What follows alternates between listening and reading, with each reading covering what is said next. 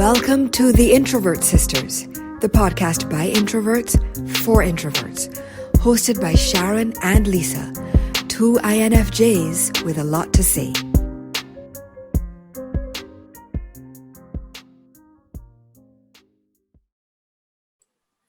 Hi, I'm Sharon. And I'm Lisa. And together, we're the Introvert Sisters. Welcome to our podcast. Welcome, guys. Welcome back. Whew. All right, let's get right into it, sis. Where are we starting today? We are going to start with Introverts Uniting separately, our first segment. What a surprise. What a surprise, because one should begin at the beginning. So what have you been getting into lately? Books, movies, anything new? Racism, and racism. Or should I say anti-racism, and anti-racism? Oh my gosh, it certainly seems so. Oh my gosh, it's like, okay. Oh my goodness. So, how did this come to pass? Well, we talked about this a little bit on the last episode. It was in the wake of George Floyd's murder. I started writing more about racism, just sharing some experiences, both from, living in a white majority country, which in my case was the UK. But, I've come to realize that these are pretty universal experiences because a lot of my Black friends had them too. So I started writing about experiences in the office and experiences in daily life. Right. And then coming out of that, as I think we've talked about before, we thought, okay, well, we can't separate being Black from being introverts. So we talked a little bit more about it on the podcast, and, that's likely to continue. Right. And then there was the suppression issue we mentioned. So I started an anti-racism newsletter. No need to go over that. Listen to the previous episode if you missed it. Right. And, and then an old friend of mine said, did I want to be involved in creating an anti-racism course for children? I said, yes, ding, ding, ding, ding, ding, ding, ding. And ding, then ding, indeed. A couple for remote workplaces after that. Right. So I'm kind of working on developing that now. I have no idea yet when that is going to be live. I'm tired listening to you. Where do you find the time to do all this? I don't know. I don't even know. Lisa, I do not even know. I don't know how I'm getting it all done, but because let me tell you, every time I look around,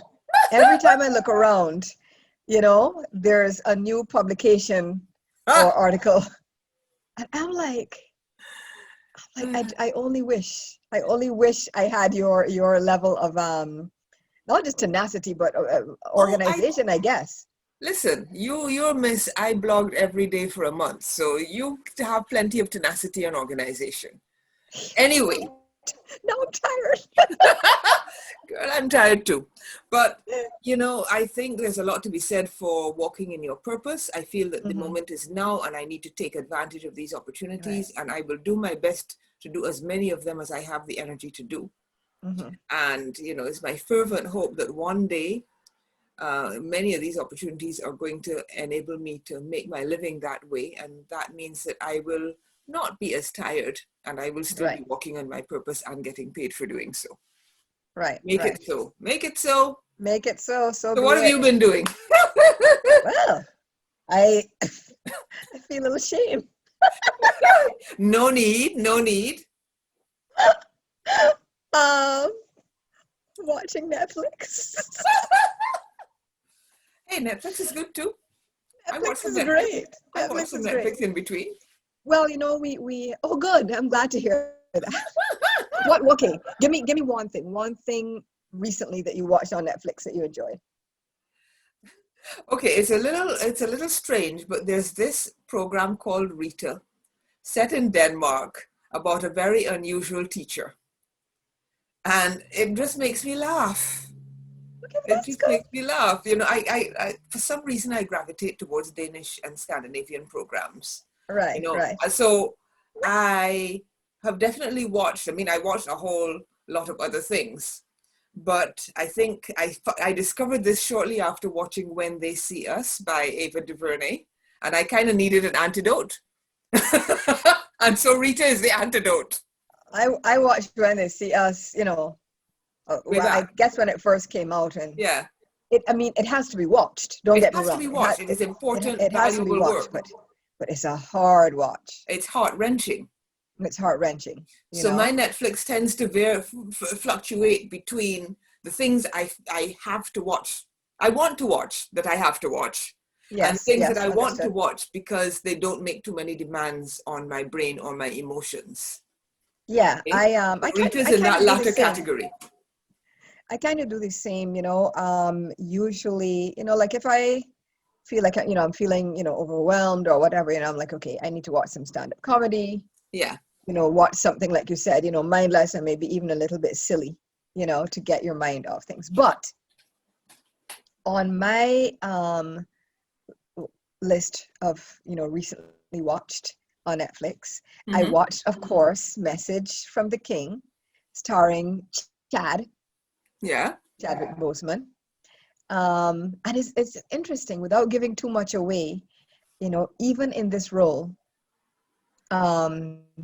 he still channels an energy of nobility. And that's all I'm going to say about that, because I don't want to spoil it for anybody, right? Okay.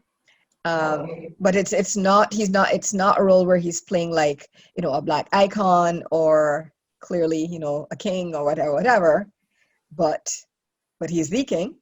Okay. And it's an interesting Okay, role. I haven't seen that one yet. Yeah, I think you'll enjoy it. It's more like, I don't want to say a regular movie, but you understand what I mean. Okay. Right. Okay, so I watched that, love it, enjoyed it.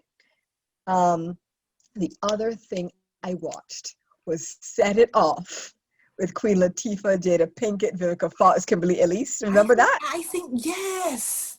Yes, I remember Right? that. I can't remember It's what like the a real premise was, sort but of it was fun. Girl movie. Thelma Louise Times Yes, Square yes, bank yes, robbery, yes, yes. ting, ting, ting. Okay, Yes. so Oh, the bank robbery right, one. Oh, yeah. Oh, that was yes, fun.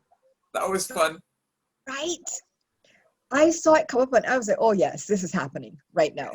And Okay. so I watched that. It was just as much fun. It was great seeing, I think, I guess it must have been done in the 90s or so. So, the fashion, the hairstyles, the everything, Also, blood don't crap, because I was looking at the actresses, right? And I'm like, y'all literally look the same now. Yes. Have you seen Queen Latifah? I mean, Queen Latifah has not aged since. Not an iota. We've been watching Queen Latifah for 30-something years. Girl, She she does got not that look a money whole lot skin, different, girl. I have to say. She got black skin combined with money skin. It's a great combination. Black skin and money skin, I love it. Telling you.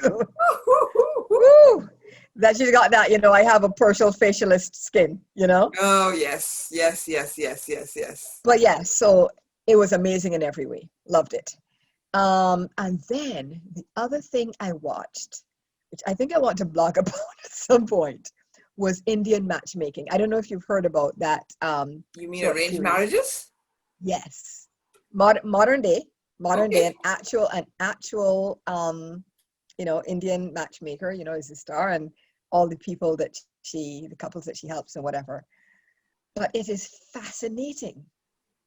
Now, they have this thing called Biodata, right? Okay. Which is, it is, I think, short for biographical data. Okay. It sounds very scientific. You feel like you're in a lab every time you hear it. But so the Biodata sheet is, tells all about the people potentially being matched, right? All right. Likes, dislikes. It's like a profile, but with a little bit more detail. Mm-hmm. You know what I mean? Like an online dating profile, except of course it's not online. It's on a sheet of paper. Family background, profession, I guess, and of course exactly where they're from, their religion, because of course there's a multiplicity of religions. Of right? course. Of course, because a lot of people don't know that, right? Okay. Anyway, so it's so interesting because I'm like, you hear about it not being from that culture, and you think, arranged marriage. You know, because anything that is not of your culture appears, you know, it's foreign, it's strange, whatever, you don't quite understand it. And I'm not saying I'm exactly a total fan, but I'm not against it. Okay. I'm like, So some people need some people need some benefits biodata. of having the biodata. Some people need some guidance, some biodata in their lives. That's all I'm gonna say. All right. Well, that sounds like So, is that a Netflix special? it is it's a Netflix thing, and so you should I think have Or you're access going to to it. send me to go and watch? Just because it's so interesting, and then the whole you know, there's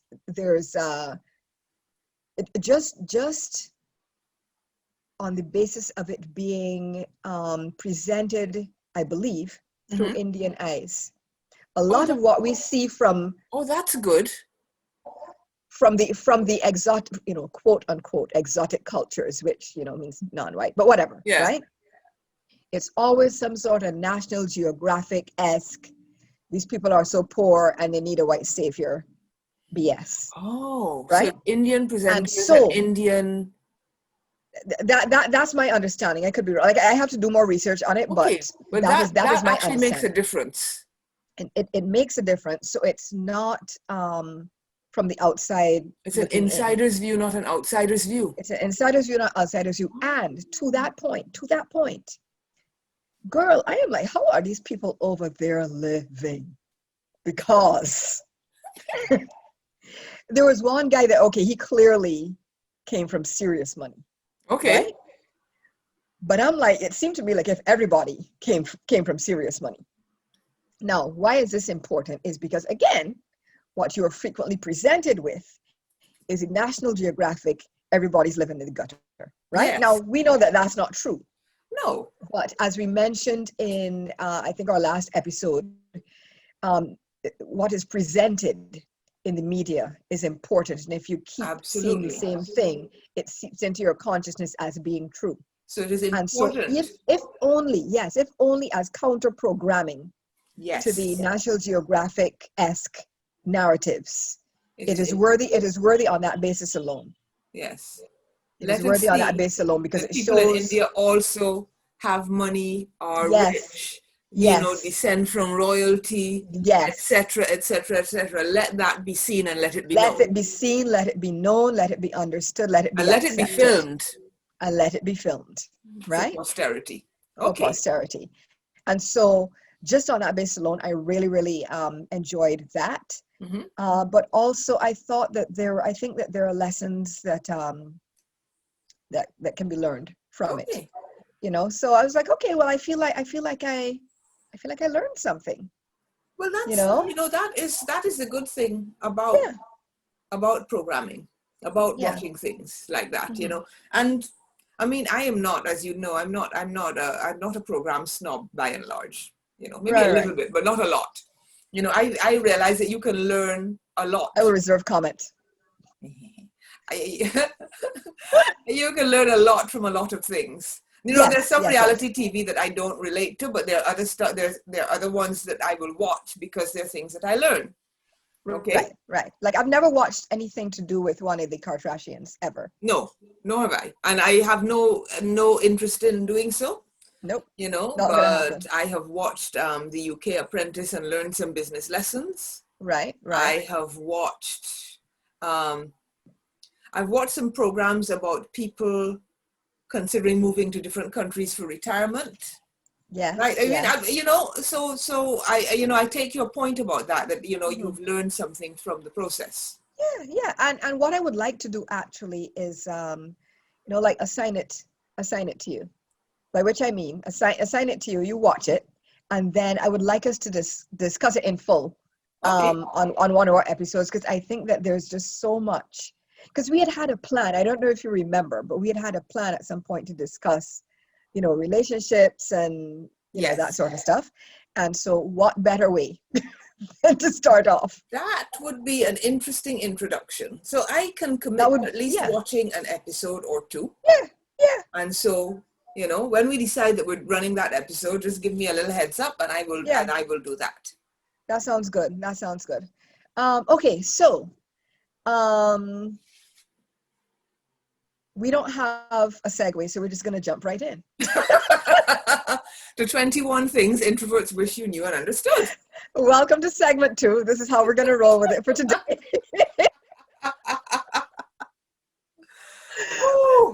I'm sure we had a segue, but I'm like, I don't know what happened, but this is where we are.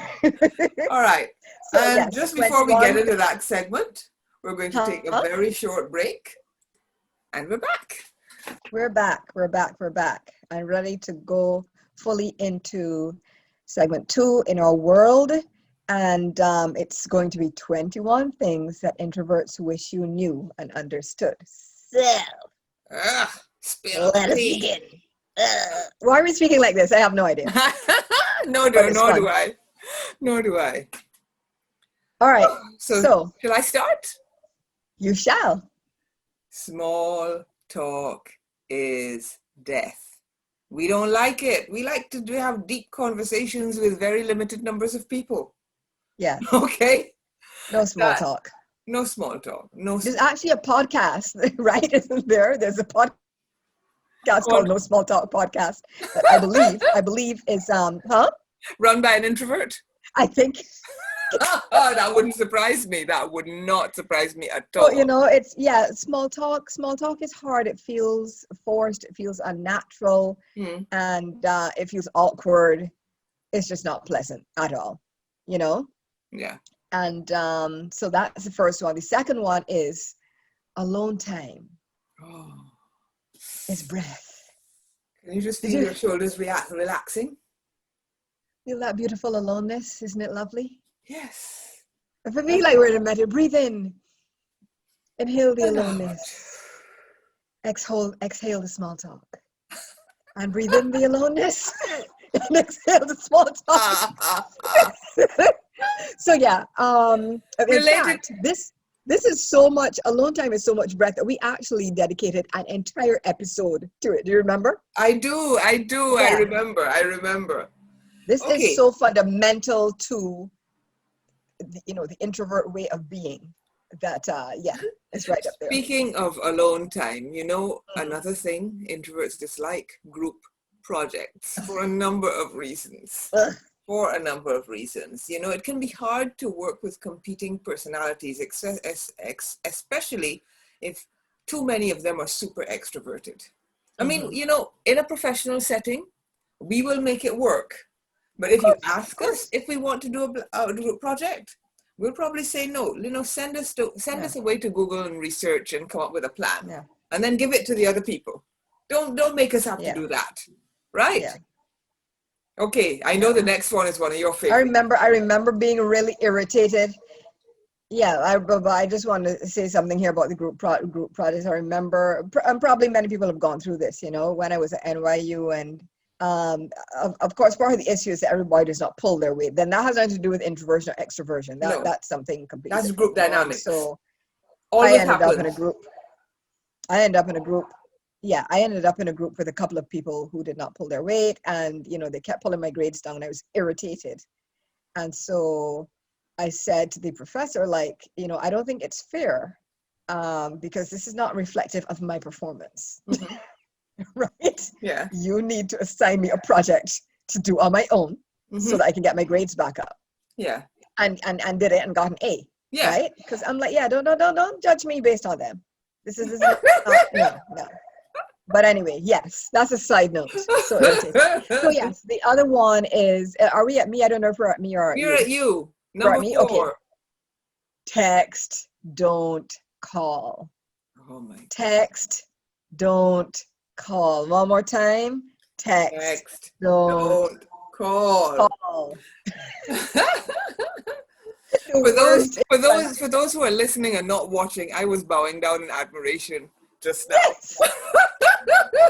Because it's like, I don't get it. Like you'll be somebody will text you, hey, or sorry, somebody will text you, hey, are you free? Oh yeah, I'm not doing much. Like, no, that's not what that meant. That's not what that meant at all. Here's the thing, right? Even between us, and we don't mind talking to each other at all. We will say, are you free for a call? Because we know that there are those days, even with your nearest and dearest, you're not feeling it. And you say, oh, I don't think I can do it this time, but send me a message. Okay? Right. And we just want that same level of grace from other people. Yes. Right. And we find it, I think most introverts find phone calls intrusive. And because, again, going back to point number one about small talk, if it's not somebody that you know well, then you have to go through that whole painful small talk period.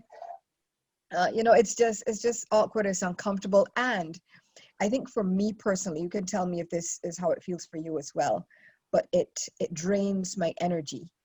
And so I actually I feel sometimes even unwell after a phone call. I have a short list of people that I can talk to without feeling worn out. One of them is on this call. One of them is on this call right now. Very short list. Okay, so next up is we are extroverted, quote unquote, around the right people. Because, there are certain people who say, what, you're an introvert, but you always seem fine. And, that's because I've probably known you for a long time. I like you. Along.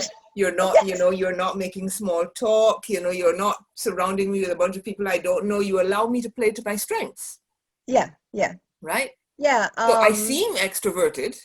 Because, introversion, as we've said many times before, doesn't mean that I'm sitting in a corner. No. It means that an excess of social interaction can drain me. But if I'm sitting one-to-one with you and we're having a conversation about something I'm interested in, I'm going to be animated as the next person. Yes. Right? Exactly. Okay. Exhibit A right now. Exhibit A right now. Exhibit A right now. Okay. This is this one is if you miss me, I'm gone. By which I mean at a party, right? If I am driving myself, if I am blessed to be able to drive myself, or I'm taking care of my own transportation. Which, let's face it, you might probably choose to do.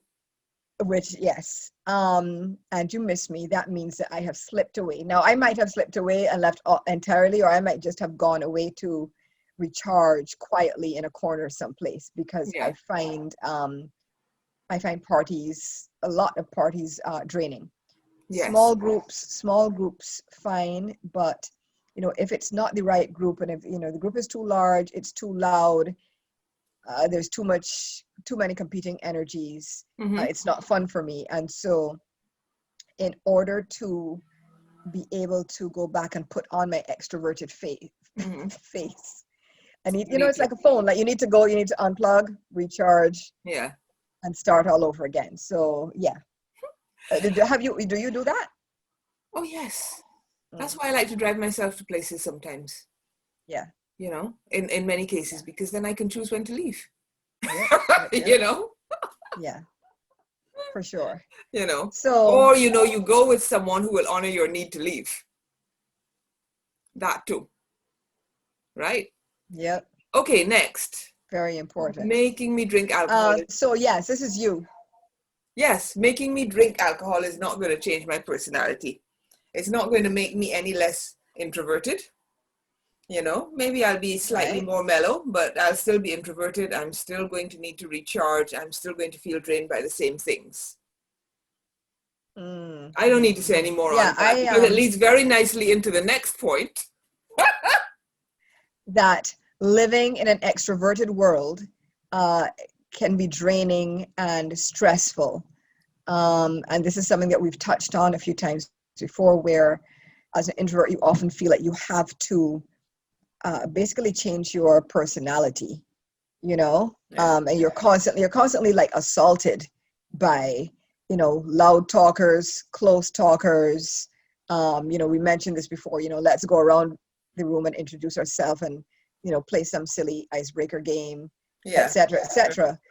And it's the worst. Just make it stop, please.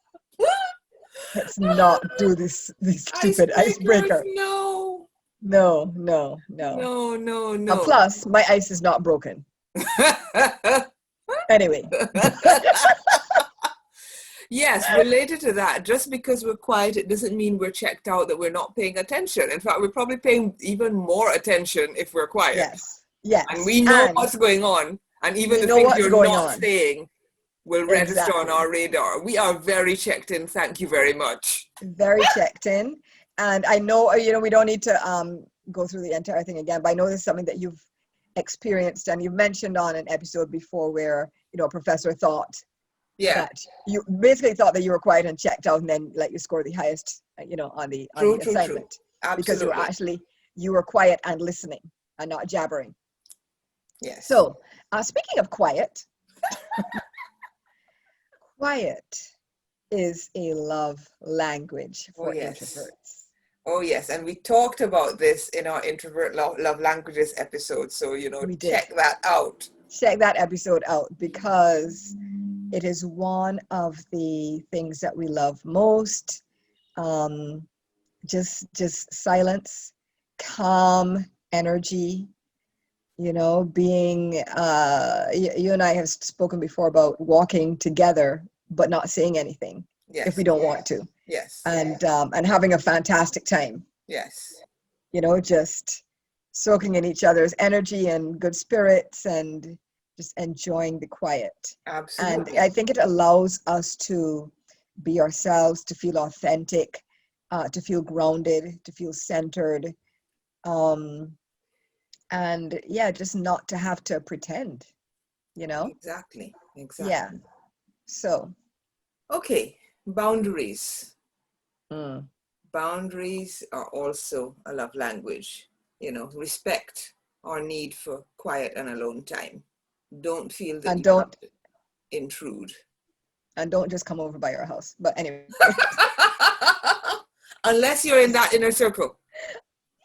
Very small inner circle. The thing is if you can break that boundary. If you don't know, then you can't break the boundary. That's it.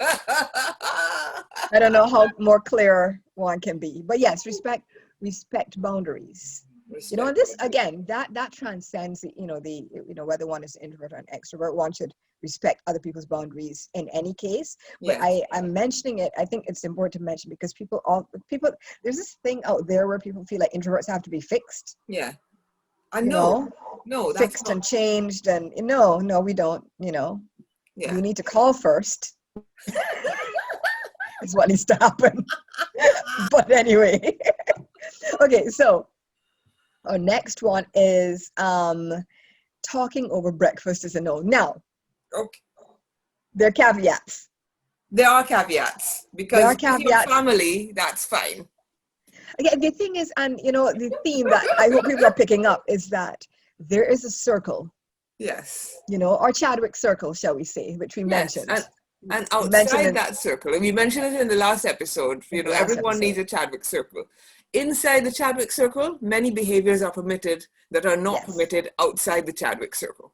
Exactly. Okay. And so actually, like one of my favorite things is like when I come there at Christmas, is we sit down or even not at Christmas, whatever, but especially on Sundays, although some other days as well, we all sit down together, we have breakfast, we chat up a storm for an hour or more, then we move into your living room, we continue chatting. Yes. We watch something silly on TV. We chat all through that. And then at some point during the day, we all hive off into separate spaces and have some alone time.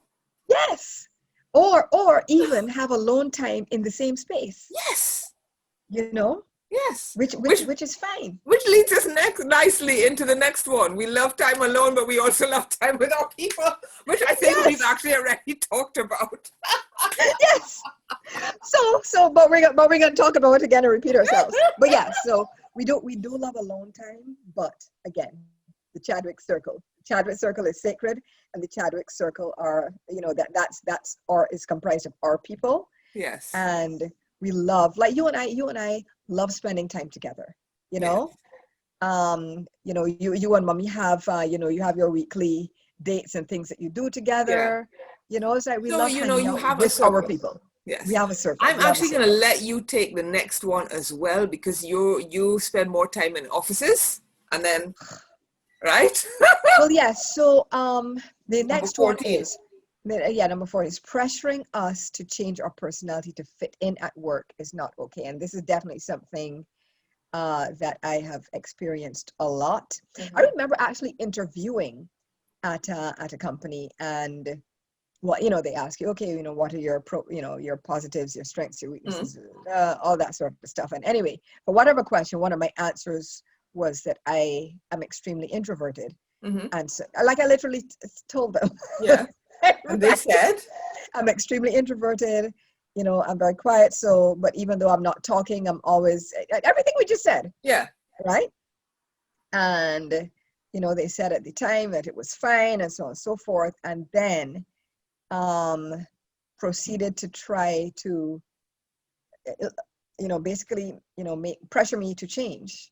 They wanted me to throw parties and don't even ask, throw parties and, chair committees. And it's like, no, I'm not the committee chairperson. That's not your And that's thing. okay, because and that doesn't mean that I can't lead. It doesn't mean Yeah. any of that. It just, let somebody else who really wants to do it, do it. Exactly. Some people thrive on that role. Leave it to them. Leave it to them. And also I remember trying to explain to my boss at the time, the other thing that was playing into it for me as well is I was also at a certain point in my career, and there were all of these, very much younger, hungrier people, right? Mm-hmm. And I'm like, they haven't, I've the things you're trying to force me to do now, basically, I've already done them. Yeah. But I don't think for a second I haven't done them. I've done them. Yeah. Right? I don't want to do them anymore. I just don't want to do them anymore. I've made presentations to, and done public speaking in front of thousands in foreign languages. I'm good. Right? Exactly. Let the young hungry ones come and do it, because your girl is tired. But anyway, so yes. And, all right. And at the end of the day, here I am still introverted. So pressure me to change didn't work. So, okay. So this one, I'm going to take the next one. We I'll let often find writing easier than talking. That is definitely true. If you have to have a difficult conversation as an introvert, I don't know if anybody else does this, but sometimes I will write down what I want to say and work it out first. A friend of mine calls it writing a script, right? Because I express myself well in the written word.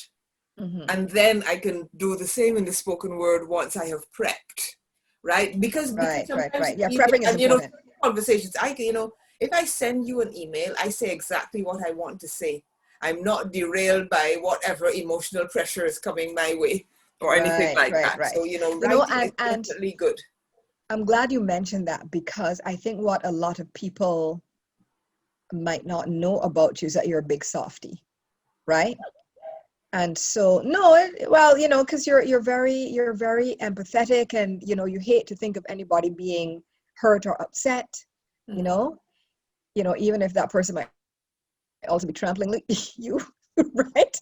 And so yes, I understand what you mean in terms of, you want to stick to your guns and not be swayed by your own emotions and your own, sort of feeling sorry for this person who is actually hurting you or trying to manipulate you or whatever. Sometimes you just need to just write it down and get out. Just need to write it down and stick to your guns. Yeah. All right. Next. Right. So I think that we have kind of mentioned this before, but hey, we'll mention it again. Large note. It's a quick note, right? Large, loud parties can be too much.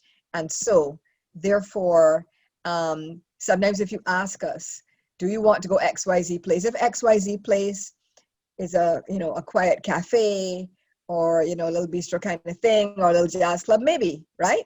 Yeah. If it is a rave, the answer is likely going to be no. Yes. And that leads very nicely into sometimes cancelled plans is a love language. Every introvert ever, right, has that moment where, people will ask you if you want to do a thing and, you'll say yes. And you'll think it sounds nice. And then on the day of the thing, you're regretting having made any plans to go anywhere. And then all of a sudden you get a last minute text, hey, that thing's not happening after all. And you are celebrating like you have won the lottery. Listen, doing the happy dance. You have never seen joy, like the joy of an introvert who suddenly finds that she does not have to go anywhere. Listen, and that, my folks, is a quote. Right? Because the joy is real. Cancel plans are amazing. The joy is real. Joy is real. Right? And the next one is we're emotional, but not necessarily emotive, unless we're really comfortable around you. Yes. And I don't know if this is even necessarily 100% accurate, but I think you understand what I'm getting at, is that sometimes people read us as being switched off. Yes. Not being emotionally checked in. Yes. Being angry, being upset. You know, and it's not the case. Usually not the case at all. Yeah, usually not the case. And you know, I personally have very bad RBF, so I can be perfectly happy, but if my face is at rest, I might look irritated, but that doesn't mean that I am. Or like I said, just looking like, you know, you're not emotionally there. But, you know, like you and I certainly, I know we're both very emotional, although we express it in different ways, right? And again, you know, I'm not going out pouring my emotions out to people that I don't know, right? Can we say so? The Chadwick Circle, right? That's what we're going to say again. 2020 phrase, you know. I know. Defining phrase. Yes, there was exactly. coronavirus, unfortunately, but anyway. Anyway, so yes, so that's that on that. We're emotional, but not necessarily emotive, or you might not know that we're being emotive unless we're comfortable around you. So that's that. So next one. Working from home is heaven. It is. We love it. And so much heaven again, like another one that we mentioned previously. I think we've done an episode on this as well. We have done an episode on this. Right? We have done an episode on this. We love working from home. It is introvert heaven. We don't even need to say anymore. Just check out our episode. That's it. Check out the episode. The next one is, are we at you or me? I don't know. It doesn't matter. Doesn't matter. I'll say we love ourselves the way we are, and we can both talk about this. Yes. I'm happy being an introvert. Yes. You know, it's got a lot of things going for it. It means, you know, I'm a good thinker, I'm a good planner, I'm a good writer, you know, I'm a good teacher, you know, all of those are good introvert qualities, all good introvert professions. I like my small, intimate circle. You know, Chadwick Circle. I don't feel the need to be out there all the time. And so yeah. Sometimes it takes a while because, you know, for a lot of your life, and I think we talked about this in a very early episode about introversion versus shyness. For a lot of your life, you know, you're made to feel as though there's something wrong with you for not wanting to be out there. And nobody appreciates those qualities that introverts bring to the table. But, you know, that ability to listen and to synthesize and, you know, to read the room quietly, that is an invaluable part of any team. And so we're wonderful people and we love ourselves. You want to add anything on this, sis? I think you captured it, you know. we heart us. We heart us. We heart us. Okay, so and coming almost full circle, number 21 is, once again, as a reminder, text, don't call. And that is that on that. For anyone watching the video, I'm just going to say I am in Barbados. It is the hottest month of the year. Oh yeah, poor very tropical. So, you know, that's why this is happening. I tried, honestly. Okay. It's all good, but I mean, you can't fight the entire tropics, right? You can't fight the tropics. What are you gonna do? You know, people are gonna sweat sometimes. Yes. It is what it is. It is what it is. So I hope you enjoyed this episode.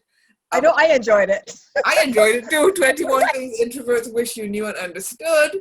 And remember, text don't call. Text don't call. Oh, peace out. That is it. Bye, everyone.